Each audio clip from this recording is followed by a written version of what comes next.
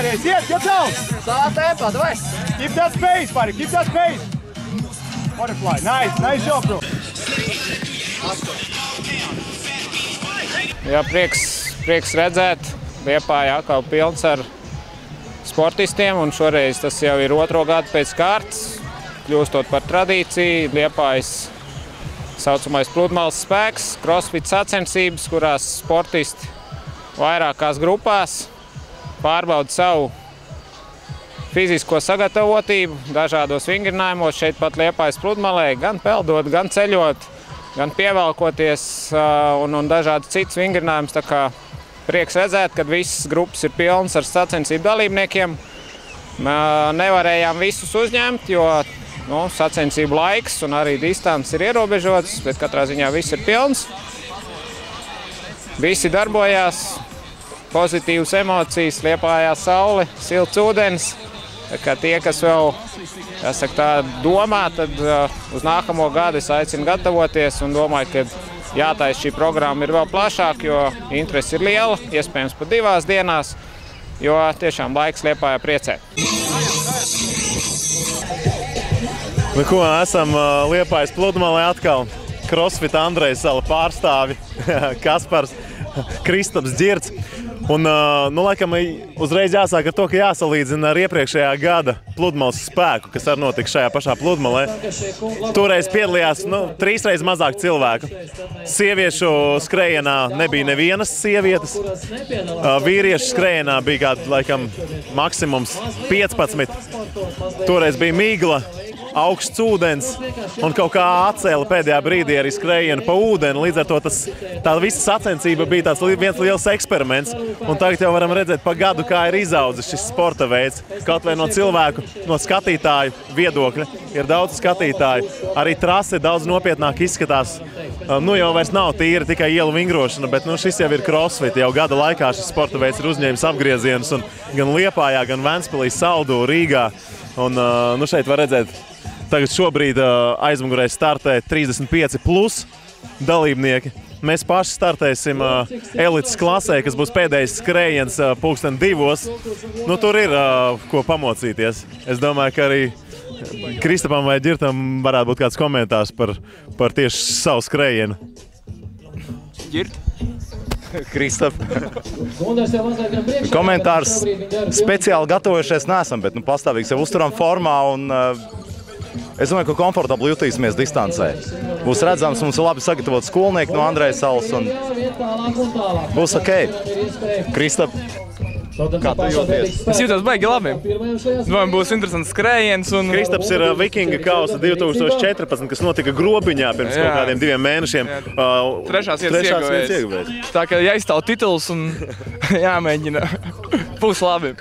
Jāsaka, mēs esam šeit tāda delegācija no Rīgas atbraukuši, un ne tikai mēs paši startējam. Mums ir 4 meitenes no Rīgas, kuras piedalās, un viens ir tas, ka mēs paši piedalāmies, un otrs ir mums nedaudz arī jājūt līdzi saviem biedriem. Līdz ar to, ņemsim, es domāju, pa vieglo, baigi, bez stresa, un darīsim tas, kas darāms. Skriesim, celsim, pievilksimies, leksim, ja vajadzēs, arī nopeldēsimies.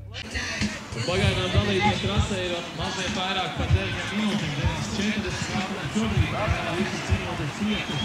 Dalībnieki ir domas vai pabeigti. Aiziet pēdējie 3.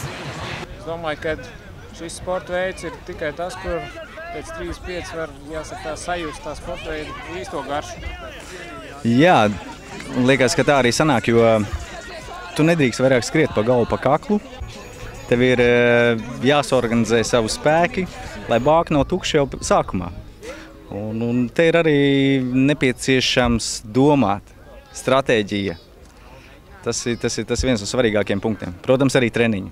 Jā, varbūt, ka to varētu pateikt, šīs neteikšu crossfit, bet vispār treniņi, ko tas dod tev ikdienā, darbā vai, darbā noteikti jo īpaši, bet ikdienā darot sadzīviskas lietas, jo cilvēkiem noteikti interesē, uz ko tad tas viss ir vērts, ko tad gribat sasniegt tikai ne sacensībās, bet arī ikdienā.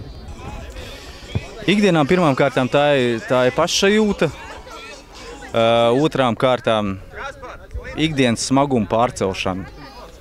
kaut vai krēslu pārcelt vai pacelt no zemes kādu smagumu laukos palīdzēt, maisis pārcelāt. Ir svarīgi, kā tu viņus cel, lai nesabojātu savu veselību, lai tu ilgāk to varētu darīt. Lai to nebūtu uz 30 gadiem, mugurbeigt.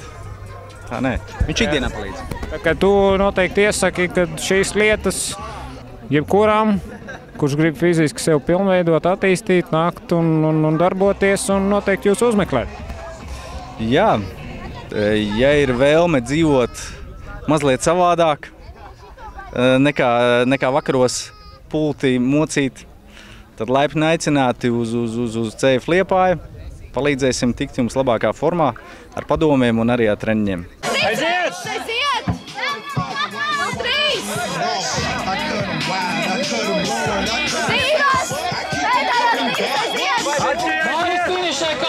3!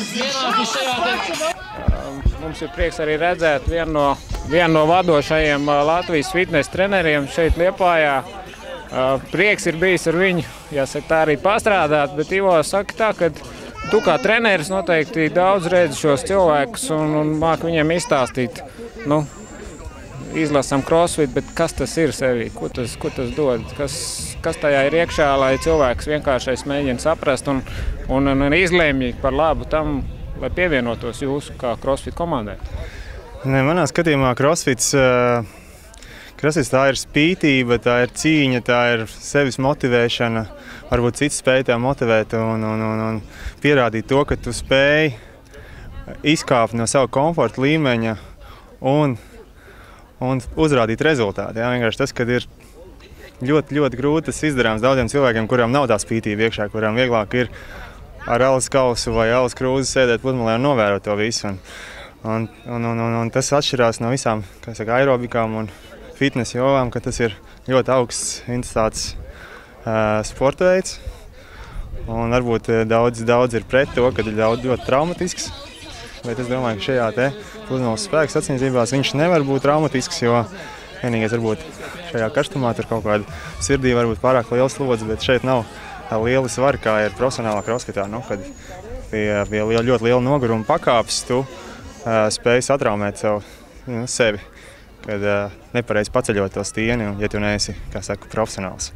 Tātad tev kā tādam profesionālam trenerim ir aicinājums to, ka cilvēki pārvariet savu komforta zonu, sāciet kaut ko darīt. Izkāpt no savas komforta zonas, jā. Tas būtu sākt darīt un sākt varbūt ar kaut kādu ar savu svara, crossfita veida lietām un pēc tam iet soli pa solim uz augšu un tad varbūt profesionāla līmenī mēģināt piedalīties, elites grupā vai kā. Noteikti aplausi Antim Valsņam, kā galvenais iniciators šī pasākuma. Paldies!